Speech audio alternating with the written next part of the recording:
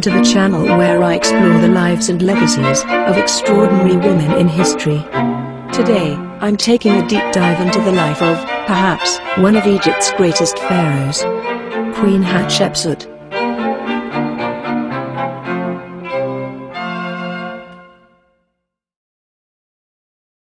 Hatshepsut was a unique female king of Egypt. She reigned around 1473 to 1458 BC. She was remarkable, seizing power in a way that no woman before her had, fully adopting the titles and attire of a traditional pharaoh.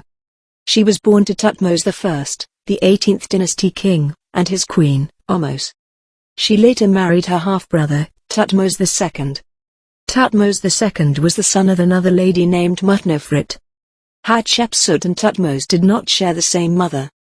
And although he had older brothers, they had passed away young, leading him to take up the throne around 1492 BCE. With Hatshepsut by his side as his queen, they had a daughter named Neferu. But when Thutmose II passed away in about 1479 BCE, his son by another queen called Isis took the throne as Thutmose III. But he was just a child then. So, Hatshepsut became regent to her young stepson. Something happened at the end of Thutmose III's 7th year as king. For some reason that is not fully understood, Hatshepsut elevated herself to the role of a king, adopting full royal symbols and titles. This meant that Egypt had two rulers, Hatshepsut and Thutmose III. But she was the dominant one. And what's intriguing is how she was portrayed. Initially, her images were like that of a typical queen. But over time, her representations shifted to a male form. She appeared complete with king's attire like the kilt, crown, and even a false beard. But this wasn't her trying to pretend she was a man. Instead, Egyptian art had a way of depicting things not just as they are, but how they should be. By portraying herself as a king, Hatshepsut symbolically reinforced her royal status. The exact reasons behind her decision to become a king, and how she convinced the Egyptian elite to back her, remain a mystery. But, what we do know is, she had a circle of loyal officials by her side. One name stands out, Senenmut. He held significant roles, overseeing royal projects and even tutoring her daughter. While some have speculated about a romantic relationship between Hatshepsut and Senenmut, there's no concrete proof to confirm this. Now, while Egyptian kings typically defended their territories, Hatshepsut's rule was different. She leaned more towards trade than warfare. That did not mean she did not go to war. Her temple at Deir al-Bahri in Thebes hints at a military campaign in Nubia. However, more detailed inscriptions there show her trading expedition to a place called Punt, located on the East African coast. This expedition brought treasures to Egypt like gold, ebony, skins, baboons, and even living myrrh trees which were then planted in the temple's gardens. In Thebes, she emphasized temples dedicated to her divine father, the main god Amon-Re. She also did a lot of work at the Karnak temple. Here, she remodeled a hall, added a special shrine known as the Red Chapel, and placed 2 sets of obelisks. But her crowning achievement was the Deir al-Bahri temple, a memorial for herself, dedicated to several gods and ancestors. Hatshepsut's long reign was marked by peace, prosperity, remarkable art, and grand building projects, including her standout memorial temple at Deir el-Bahri. But beneath this prosperous veneer, her eyes and grip on power hint at a more complex character. Originally, she was the widow of Pharaoh Thutmose II.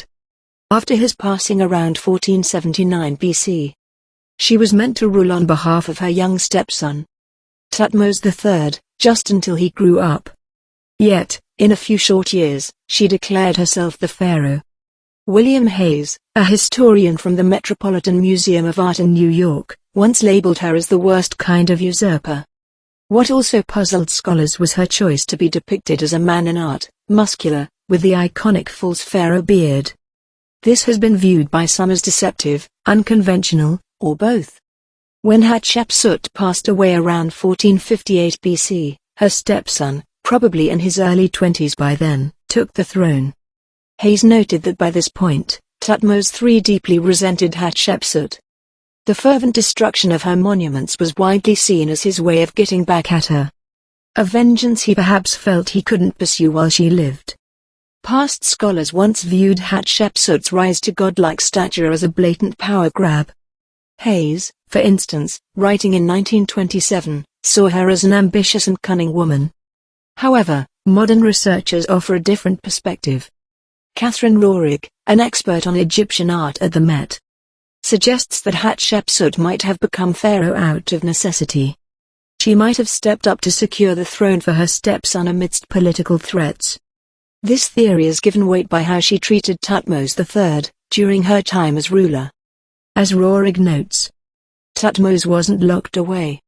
He spent those 2 decades becoming a skilled soldier. And, furthermore, once Hatshepsut assumed the role of a king, stepping down wasn't an option. As Dreyfus puts it, once crowned, you're more than royalty. You're divine. It's not a temporary title, but an eternal one. Given her unconventional path to the throne, Hatshepsut likely felt the instability of her position. Her solution? A reinvention. The most evident transformation was her depiction as a male pharaoh. The reasons remain speculative. Some historians believe it might have been due to the unique presence of a male co-leader, something no prior female ruler had ever navigated. Whatever the reasons, Hatshepsut's magnificent legacy to the world is now known. If you have enjoyed today's video, please do me a favor and press the like button.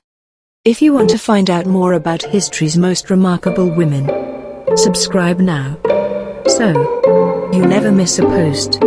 Until next time, this is Julia Herdman signing off.